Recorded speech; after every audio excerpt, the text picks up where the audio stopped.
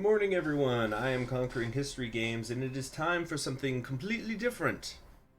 Today, I am going to be playing a country that I don't think anybody has ever really played online, that probably hardly anyone plays at all, and it's a real shame because it's very interesting.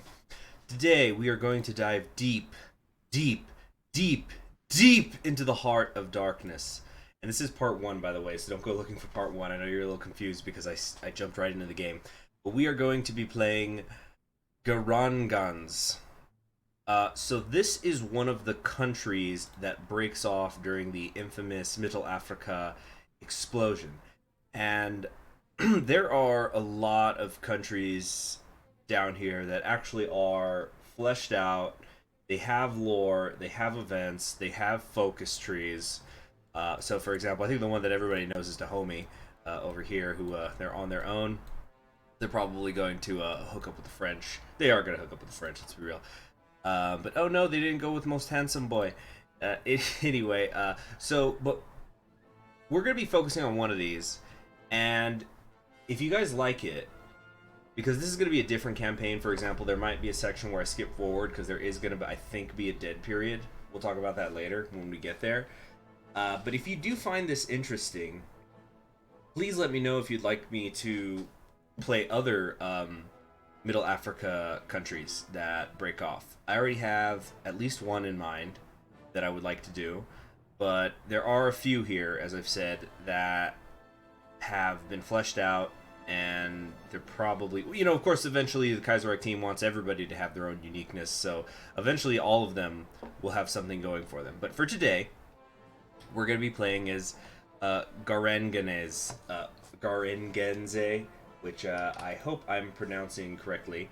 But what we're actually going to refer to this as is probably, it'd be more accurate to call them the Katanga, because it might be a little bit difficult to see because now it's like a really screwed Middle Africa right now. It looks like a really weird jigsaw puzzle.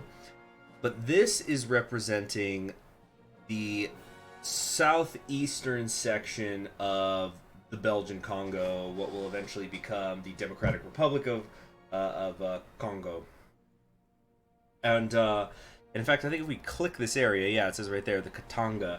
So that is the people who actually live there, because much like what happened in here in the Middle East, when the Europeans went into Africa, they didn't really pay too much attention. Perhaps not as much as they should have, to actual ethnic and cultural differences and things like that. They just sort of drew their lines wherever they wanted to, for the most part. So let's actually talk a little bit about what makes this area interesting and why I am quite annoyed that there's no resources here. This is why money has to be incorporated into Hearts of Iron 4 at some point. Although Sweden's already doing that in Kaiserreich, which that's a whole other discussion. Anyway. So this is actually about 500,000 square kilometers. There's a lot of farming and ranching going on here, and plenty of mining as well. We're talking about tin, radium, uranium, and I guess those are things that don't really pop up in Hearts of Iron 4, but there's also cobalt and copper, so you'd think that would count for something, right? This was actually an independent kingdom briefly, called the Yiki Kingdom, back during the famous warrior king Masiri, who dominated a large part of this area of the country, not just Katanga, but had borders that, well, they're kind of disputed borders because it was in the 19th century. But there are some claims that he basically would have linked the two Portugal areas, and probably also had access to the coastline over here by Zanzibar, although he was not able to get the west coast. So he's way out here. So that's the legacy of the Yiki Kingdom that is kind of yours to inherit, as well as controlling and the thing was, it's like it wasn't just that Katanga was part of his kingdom. Like Bonkeya was its actual capital, although he himself was not Katanga, and that gets a little bit more complicated. But if you're just wondering what happened to this Masiri, well, he was one of the many people who had died in the Belgian Congo under the rule of King Leopold II. Because Leopold wanted Katanga, and Masiri was in the way of that, so he died in 1891, that is. Which is why I think nowadays, because of that, that whole genocide that was going on in the Congo, I think it's only 5 figures of the Yiki people are still alive. So like the language has almost entirely died out, and the people haven't died out. Like you can rebuild the population off of like 10,000, 20,000 people, but there's sure not many of them left. Anyway. This is also, one of the headquarters of the Force Publique, which the Belgians used. The Force Publique was an army of mostly African soldiers. I think it peaked at about 19,000. That would be led by white officers, and and because of their contribution during World War II, they were gifted. The Belgians would end up being gifted some German colonies after the war, like Burundi here, for example, was part of what they were given. Notice how there's this little impassable area here as well. But I think I've talked enough. I think you guys already now have a little bit of a sense of what's going on down here in Africa during this time. What I'm probably going to do is, instead of pre-recording a whole lot ahead of time, I'm probably still going to record the first 2 episodes, but after that, I'm actually going to wait to hear you guys ask questions if you're curious about this country. Which, if you don't want to spell it out and you guys need some sort of epic meme to latch onto, like Louder for Browder, we don't need to know policies, whether we actually like him more, he has a rhymable name, you guys have my permission to just call this Reverse Japan, because of the flag. Anyway, I'm going to regret that decision. But we're going to actually start now that I've been talking for 7 minutes. Alright, so let's take a look at the situation here. We have no national spirits just yet. We're paternal autocrats. We're on volunteer only, export focused, civilian economy. We have, let's see, a lot of additional political power gain coming in, but less construction speed, more research speed, and a little more encryption. More daily political power gain. We're actually getting a few bonuses off of that. So we're getting 0.64 political power a day after I take a focus. Recruitable population factor is up a little bit. Resource gain, efficiency, construction speed, and factory output are all down by 4% though. And there's going to be a lot of events, so prepare to hear me read a lot. Okay, first let's select a focus, or maybe not actually. Let's first set the army up. So we have Charles Tambour here as our field marshal. Now there's an awful lot of generals in here. And I don't know how to pronounce all their names, is what I should probably say. Anyway, this guy is our logistics wizard. We're gonna also put in here charismatic. Oh right, don't have command points. But these, of course, are members of the Force Publique. As you can clearly see, these men are not African. We're going to go with Philip Molitor, even though we have a skilled staffer here in Frederick Olsen. It's a long, long time before we're going to need something like that. And let's go with something like that. Let's go with the yellow. Get rid of this terrible, terrible teal. Oh, much better. Alright, so we are at war from the start with Zambia here. Who's at war actually with 3 of it. It's like Zambia, they're at war with us, with Barotseland and Nyasaland. The Middle Africa explosion is not just a complete free-for-all, even though it seems like it. Right now we have this sort of loose coalition fighting Zambia. Let's go down there and help them. By the way, we have no military factories right now, just as a heads up. So let's give this a minute. Also, if I didn't say so already, the reason why we're in the middle of the game is because I thought you guys would find it really boring to just sit around and wait for the Middle Africa explosion to happen. I suppose I technically could have started there and built a military factory here or something, but I thought it would just be more fun to jump into a Middle Africa explosion that had been naturally occurring, and so it cannot be said that I influenced it or something. Because I could have just built a couple military factories here, and wow, I'm the only one in the continent who has got 5 factories or whatever. And now I'm steamrolling everybody. Yep, unless you would want to see me do that. Maybe I could do that in the future with one of these other countries. But I will not be doing that today. Alright, here we go. The collapse of Middle Africa. Disturbing reports are emerging out of the various parts of Africa that are under German rule. It seems that the Middle African administration has collapsed entirely. It is unclear why or how, but the administration, usually regarded as efficient abroad and known for its lavish spending, no more. As the central government no longer can act, conflict sparks across the continent as the various kingdoms, tribes, and protectorates that comprised it now fight amongst themselves over new claims and ancient grudges. Between the houses, both alike in dignity, and cliques of Askari and German colonial officers attempt to keep a semblance of normalcy. Whether this state of affairs is passing or a dark age of violence is truly beginning in Africa, it is uncertain. However, it's safe to say that the colonial mission of the German Empire has failed. Yes, indeedy, feed the need. Alright. So, what we want to do now is, we now have a non-aggression pact because that was, I guess, it must be an automatic response because I swear that I tagged over here the instant the frickin' explosion happened. So, I don't know what's going on with that.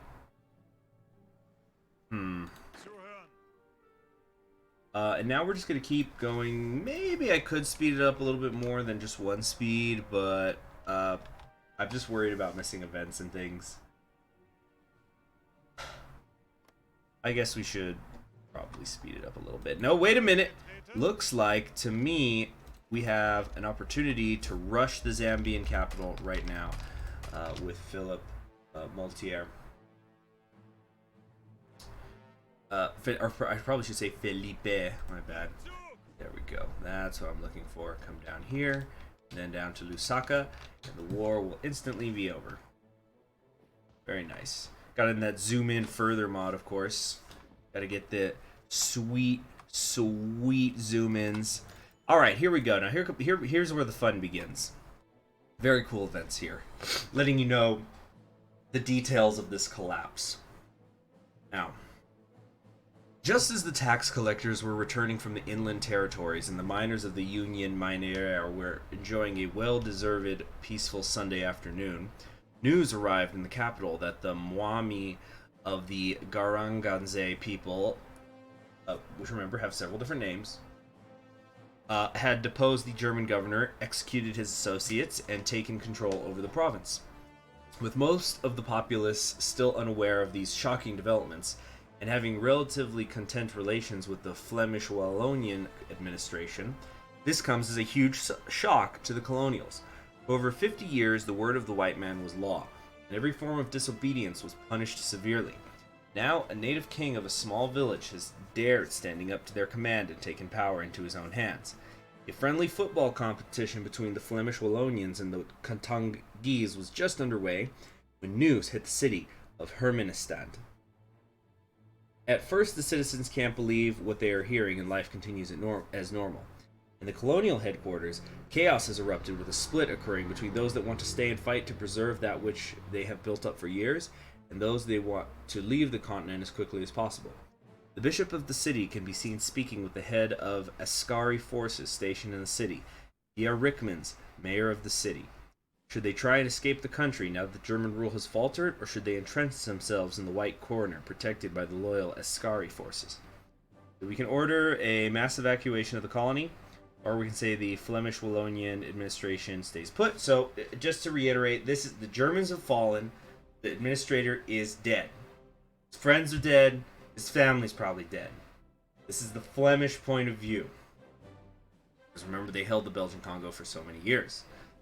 And like they still just have a, what do you call it? Would you call it an embassy? Colonial headquarters. They still have a colonial headquarters here.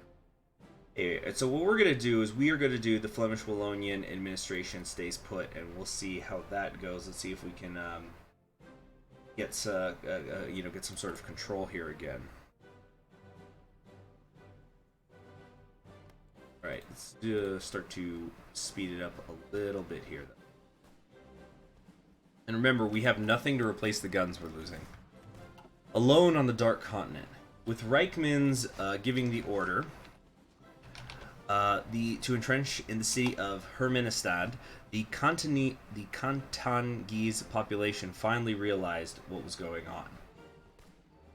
While a certain part of the population see the rebellion involve German rule as their chance at liberation from European rule, the majority of the city's population is less convinced by the arguments of their brothers. While their life in the city has not been easy, many remember the days of their tribal past and the hardship those brought with them. European rule may have been fierce and often unjust, but with it came a certain degree of welfare that many no longer want to abandon, and have thus rallied behind the banner of the colonial administration.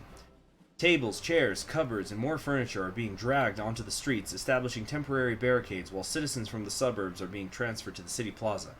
Arms and medical supplies, many of which dating back from the Belgian era, are being taken from the Kaiserreich, and beds are rolled into the Herminestadt hospital. While many of the men, women, and children have no fighting experience, hundreds of young miners, factory workers, and colonial employees are being forced to take up arms to defend their families and city from the Moamis army. Out of a total population of around 45,000 citizens, 35,000 have barricaded themselves within the Flemish-Wallonian forces, while the rest have fled the city and taken shelter in the nearby villages. Only a small band of separatists now remain outside the fortified center. They are plundering and sacking the outskirts of the city, taking their revenge on the évolués and properties of the whites in preparation for the arrival of the Moamis forces. Soft rain setting in. Alright. Alright. Very cool, very cool. Dang it, they blocked us and they have motorized. They got there's no way we're gonna pierce through that unless, can we come into this tile? Yeah, we'll backdoor in. That's fine. We might need to, once we have the command power, I don't know if we'll be able to do a force attack. Alright, the Moami forces approach the city. 3 days have passed since the killing of the governor and the collapse of German rule, and forces of the Moami are marching on Herminestadt to once and for all destroy any remainder of colonial rule. Many of the villages along the road to Herminestadt have already picked their sides, have either sworn loyalty or have been sacked by his forces. Village after village, the Moami approaches... falls to the Moami approaches of the capital. Whites from all... There's typos in here. Whites from all surrounding villages and laborers of the Flemish-Wallonian companies have traveled to the city, seeking refuge behind its barricade. Word of the resistance has been sent to Flanders-Wallonian to inform them of the Moami's march. But with infrastructure in shambles after the collapse and roving parties roaming the Congo Basin, it has become apparent that no European aid will arrive in time. Finalize all preparations. It's getting exciting. Let's go, man. What's gonna happen? Come on, guys. Come on. Can somebody help? There's 3 of us in this war. Right? Can we come in here? I don't think so.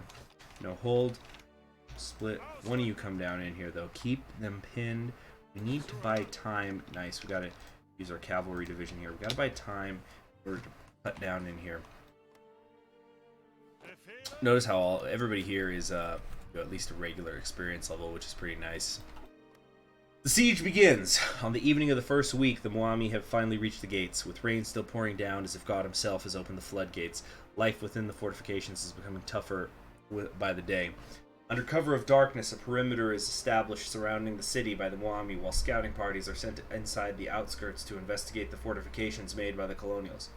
While the Moami is outnumbered by the population of Herminestadt, his army consists of trained warriors and disgruntled veterans from the East Africa offensive, while the defenders only have a small 1,000 soldiers armed with Weltkrieg weapons from the Force Publique and a couple of European officers.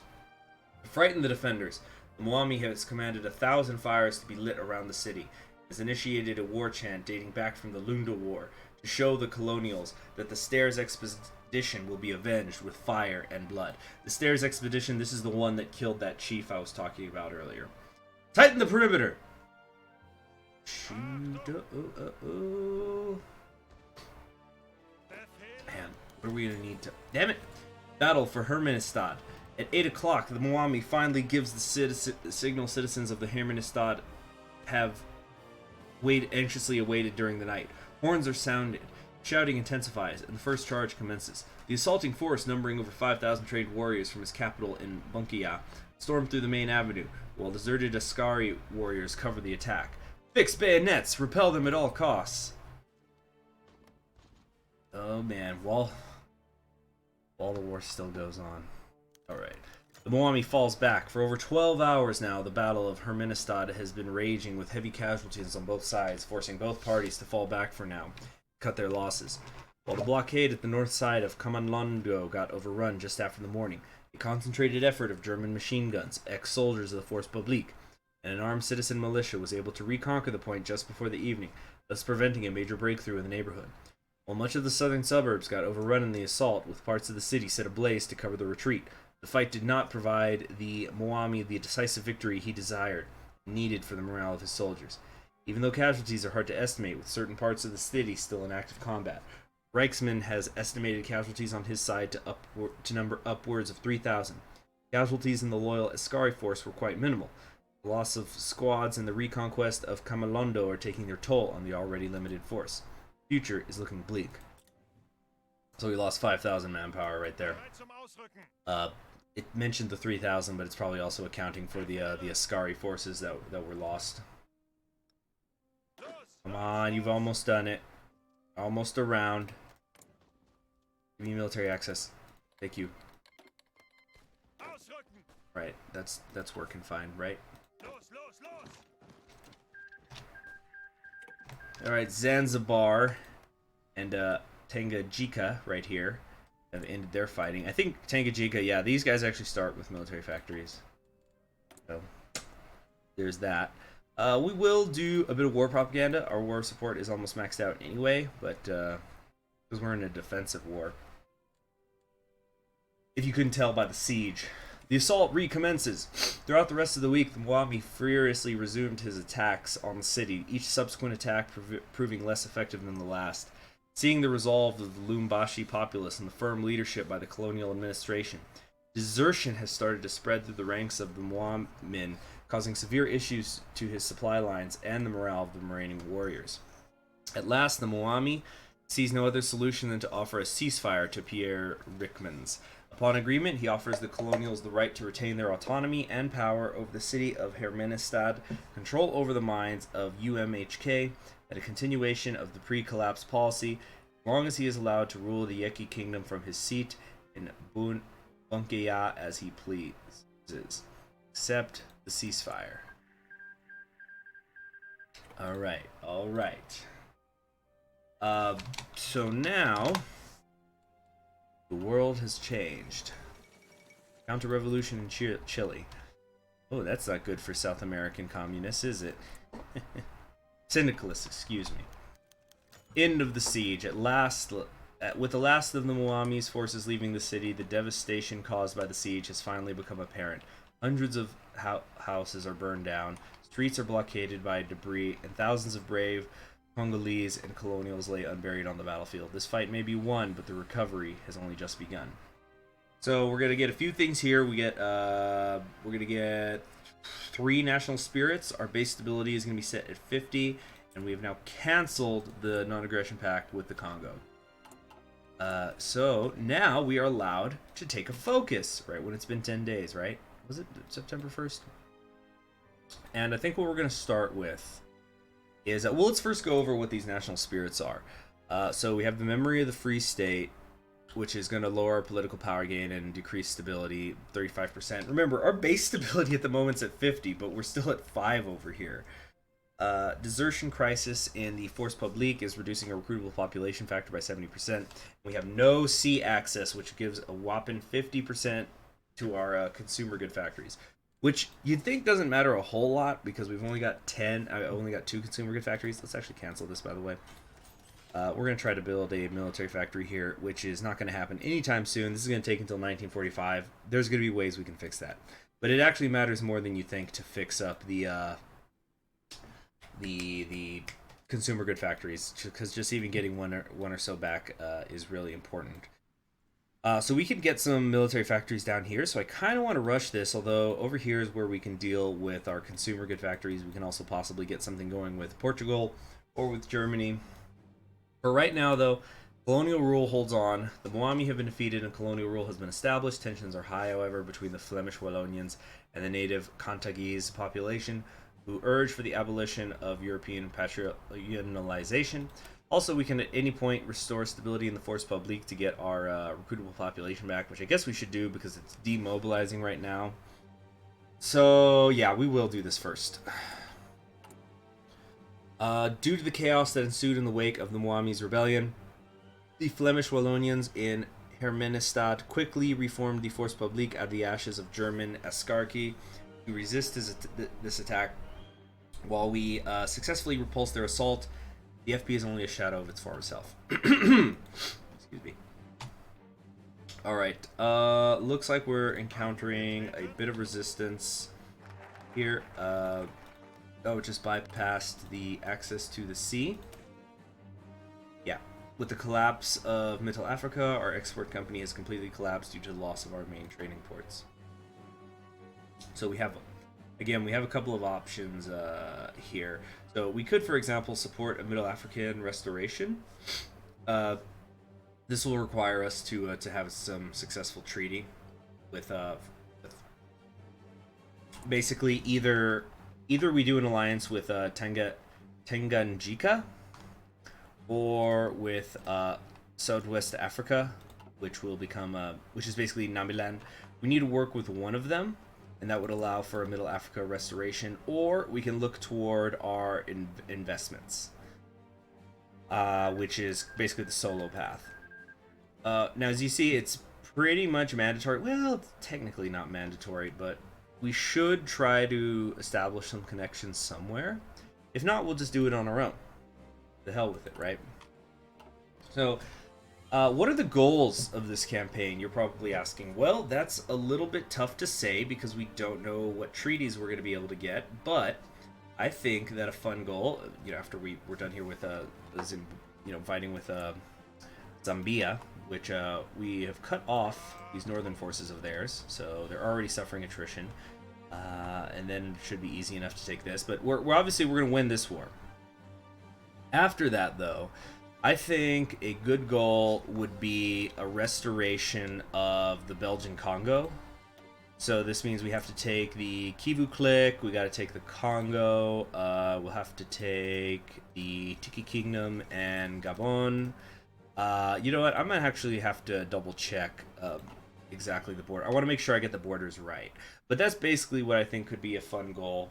Restoration of the Belgian Congo under the Garanganze. It'll be fun. It'll be fun. It'll be fun. It'll be fun. It'll be fun. But let's try to see if we can wrap up this war with Zambia. Oh, more events. Believe me, there's plenty of events. Due to Belgian influence and Catholic missionaries from West Flanders, football is slowly becoming the most important religion in Katanga. Organized by Pierre Raphael de Kethulie, football matches and small championships are held throughout Herminestadt. Through growing mining cities and the continued education policy of our governor, the Pere hopes to improve social promotion of the Africans and has requested the government to further expand his vision by the creation of the Association Sportive Congolaise. Approve the organization. Great. So in the next episode, I'll talk about some of the people who are important in the government here, such as Pierre Reckmans. He was the one who was leading the defense during a lot of those events that we saw. And he should live through this whole thing because historically he lived until 1946. But I'll try to remember to talk a little bit about him. And again, in the comments below, let me know what you're interested in me talking about or interested in seeing. Because, yeah, I don't think people play in Africa, really, in Kaiserreich, though they should. It is interesting, and sometimes it's fun to just be a miner instead of, oh, I'm going to play as Russia again and just eat everybody for the 100th time. Let's change it up. Let's change it up. The developers developed this. Let's, appreciate it. Anyway, I think that's enough for today. Although, can we close this pocket here? Can we do this? It's going to take 23 days? That ain't right. It'd take 15 days for us to even get there. Wow. We'll redraw these lines. Oh, no, wait, the capital just fell. Is that going to be enough? No, it's only 92%. We just have to take some of these tiles. So this will fall, this will fall. Let's go up to 5 speed. Wrap this up. Any day now. How many have I lost in terms of okay, we're missing 463 rifles. Everybody's hurting though, except for these guys. They're not hurting at all. But they don't even have a focus tree. It'd be too strong. Have a focus tree and have 2 factories? Too powerful. Japan has announced her ambitions. Alright, is that enough? Really? 97? Ridiculous. Let's have you guys... Well, let's get military access from these guys. There it is! There it is. Okay. And we're just going to go ahead and take that. Thank you very much. Oh, wow, really? We're going to take it in the name of the Yeki Kingdom. And if they don't like it, they can piss off. Alright. Cool. Cool. So we've already expanded. That's a good start. So, again, thank you all for joining me. I am Conquering History Games. I hope you're enjoying the start of this campaign as Garanganze, aka Reverse Japan, and I will see you all in the next one. Have yourselves a wonderful day. Subscribe if you have not already. Be sure to click the bell so you're always notified whenever a new video goes up. If you really, really want to support the channel, go check out the Patreon and link below where there's all sorts of rewards waiting for you. See you then. Bye.